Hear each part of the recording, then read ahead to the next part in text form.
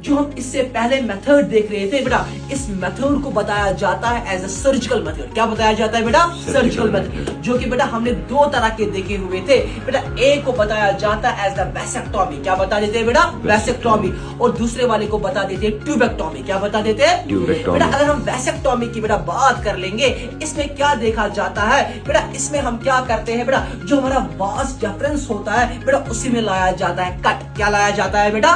Cut. अब आपका सवाल होगा सर उसमें कट लाने से होगा क्या? बेटा देखो, अगर आपको एक बात पता होगी, जब बेटा मैंने आपको पढ़ाया हुआ था मेल रिप्रोडक्टिव सिस्टम, मैंने बेटा आपको वहां पर बताया हुआ था, जब हमको स्पर्म फॉर्म हो जाती है, ये स्पर्म सबसे पहले किन ट्यूब्स में जाती है? नीट में आ सकता है, उसको बता देते हैं ट्यूबुलर रेक्टाई। क्या बोलते हैं बेटा? Tubular recti.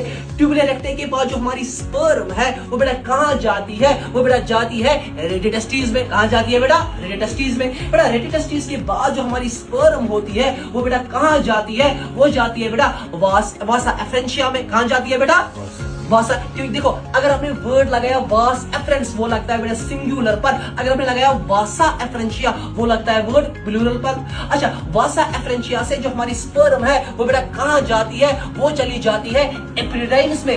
नीड में आ सकता है। It is the longest tube of your male reproductive system. और बेटा उसके बाद जो आपकी स्पर्म होती है वो कहां जाती है? वो चली जाती है वास डिफरेंस में। अगर वासा डिफरेंशिया बोला so it's a network of the tubes. अगर आपने वास डिफरेंस बोला सो वो किसके लिए? वो एक सिंगुलर के लिए वर्ड लगता है।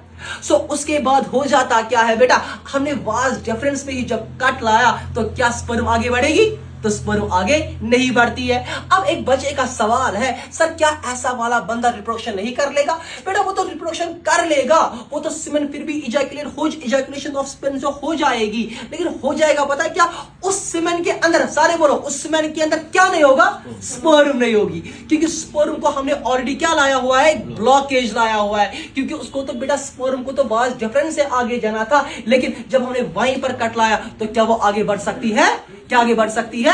नहीं। तो स्पर्म उसके अंदर जो है, स्पर्म उसमें सीमेन के अंदर तो नहीं हो सकती है, तो जिसकी वजह से क्या हो सकता है? स्पर्म जो है वो ओवम के साथ नहीं मिल सकती है। क्योंकि आगे जाकर क्या हुआ? स्पर्म जब आगे नहीं बढ़ी, उसकी ब्लॉकेज आई, तो दिस वाज द मेथड, जिसको हम क्या बता देते हैं बेटा? इसको बता दे वैसेक्टोमी।